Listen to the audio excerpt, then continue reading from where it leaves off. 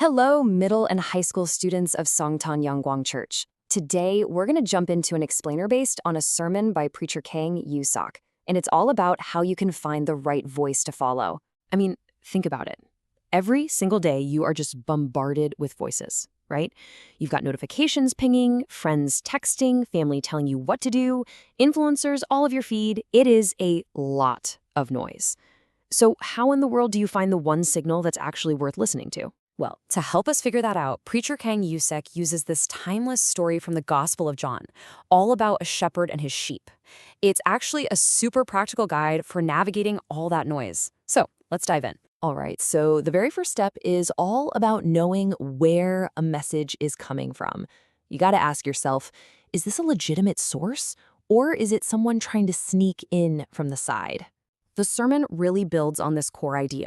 A true shepherd, they don't have to be sneaky. They walk right through the front gate. Anyone trying to climb over the wall, well, that's a pretty big sign that their intentions aren't good. And here's the crucial point. A true guide works openly, right from within your trusted community. The sermon really warns that if someone starts criticizing your church or your leaders to try and lure you away, that is a huge red flag. They're climbing the wall. They're not using the gate. And that safe sheep pen, for you guys, is your community. It's Songtan Yanggwang Church. It's a place that's verified, it's accountable, and it's where you can learn from your leaders and teachers. This is your designated gate. Okay, so once you know you're in the right place, the next step is learning to recognize the specific voice of the true shepherd. The Bible says the sheep know their shepherd's voice. It's familiar, it's trusted.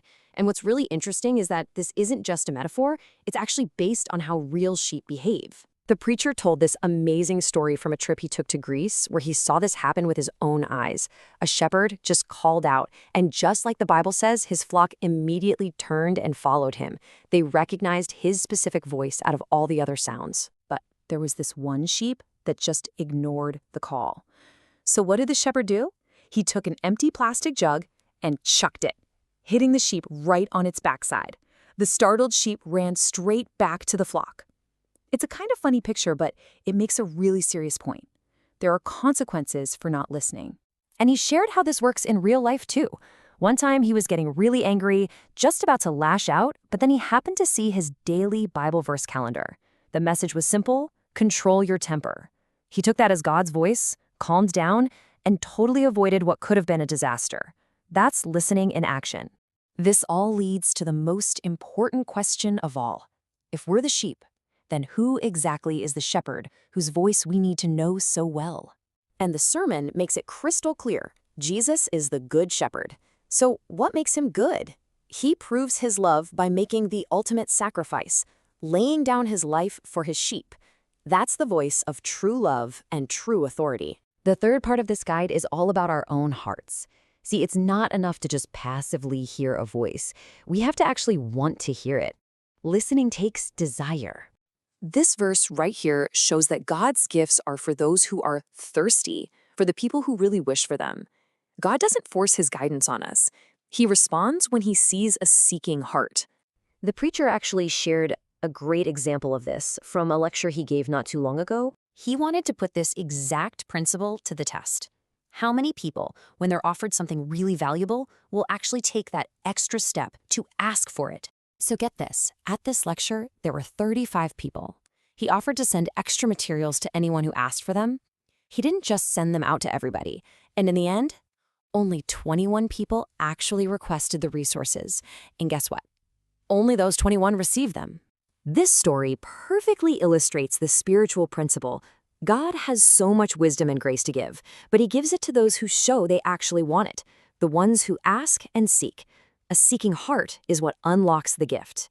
So let's bring this all together. What does it actually look like to follow the Good Shepherd, day in and day out? Here's the guide, plain and simple. 1, check your source. Stick with your church. 2, tune in. Listen for God's voice every day.